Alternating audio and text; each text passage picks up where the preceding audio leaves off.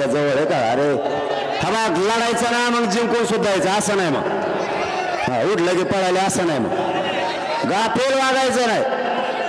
गाफील आणि घात होतो समाजाचा आणि स्वतःच्या आत्मविश्वासाचा सुद्धा.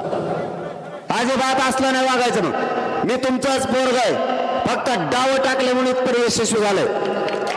फक्त डाव टाकले, ताकद नाही माझ्या अंगात, फक्त बुद्धी वापरली आणि त्याला जोड तुमच्या शक्तीची म्हणून यशस्वी झालंय.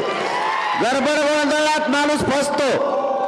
माग पुढे बघून चालायचं. काटा आहे का, चिखल आहे का, पाय टाकायचा का, फसत नाही. आणि जेव्हा माणूस फसत नाही तेव्हा जिंदगीत कधीच अपयशी होत नाही. कधीच. तयारीला लागा, तयारीला लागा. तुम्ही 15 म्हणलात पण 15 नाही. त्याचं कारण बी सांगतो. अबघ आपलं सगळं खरं असतं. कारण असे 18 त्यांनी काय डाव टाकला माहिती का तुम्हाला?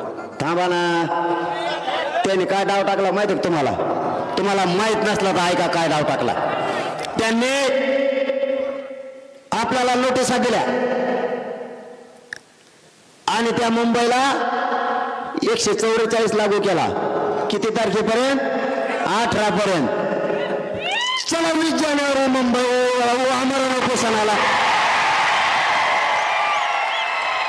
आमरण उपोषण मनोज जरांगे मुंबईतल्या आझाद मैदानावर 20 तारखेला करणार. त्याला भेटायला मराठे येणार. आम्ही भेटायला नाही यायचं का?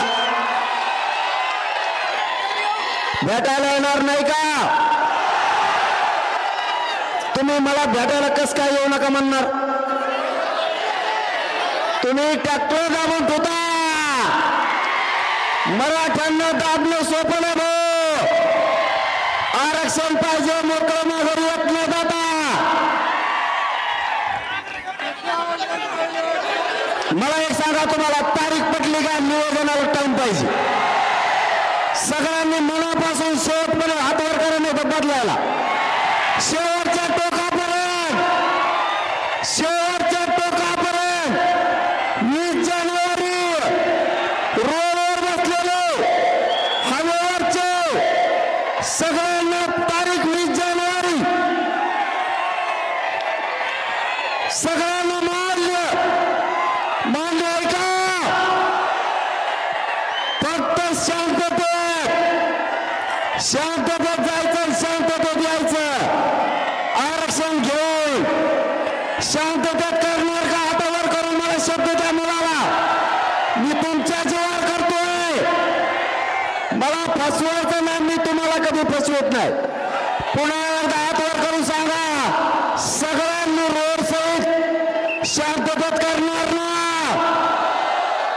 आणि बसा खाली. आता पुढचं निवेदन सांगतो मी. कसंच आरक्षण देत नाही बघू. हा बघा, आता शांतता आहे का?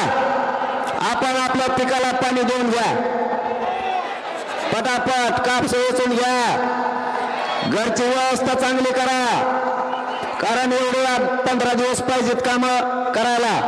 आपण शेतकऱ्याच्या पोरात नीट ऐका. शेतकऱ्याच्या पोरात आणखीन एक घोषणा करायची राहिली, तेवढी ऐका. अंतरवालीहून पायी मुंबईला हा मराठ्यांचा जनसागर जाणार.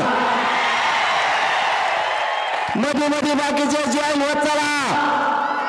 हा पायी जनसागर उसळणार आहे. जसा आता बीडचा बघितला मी तिथून पुढे बदललं बरं का? हा आधी नव्हतो. अरे सगळं जामच. आणि मग पैपत जायचं डांबराने थेट मुंबई त्या आझाद मैदान शिवाजी पार्कला आम्ही आमरण उपोषणाला बसणार. मराठे भेटायला येणार. कसं काय तुम्ही येऊन देणार नाहीत? मग त्यांना जे जे बघायचं ते बघतील.